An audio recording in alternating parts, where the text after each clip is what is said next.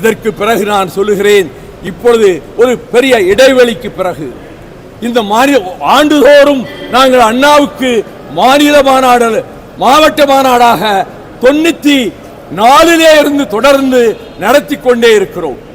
ஒரு வருடம் கூட நாங்கள் அந்த கடமையில் தவறியவர்கள் அல்ல.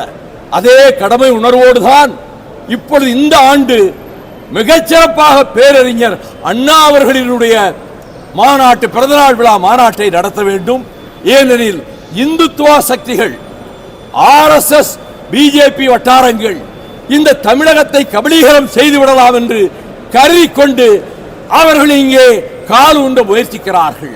அது நடக்காது. இது பெரியாரின் பூமி, அண்ணாவின் மண், திராவிட இயக்க பூமி. எங்கே அவர்கள் கால் வைக்க முடியாது. அவர்கள் எத்தகைய முயற்சி பண்ணினாலும் சரி, எத்தனை கோடிகளை யாருக்கு வாரி இறைத்தாலும் சரி, அவர்கள் இதிலே நிச்சயமாக அவருடைய மனக்கோட்டை மண்கோட்டையாக தகர்ந்து போகும், தவிடுபடியாகும் என்பதை சொல்லிக்கொண்டு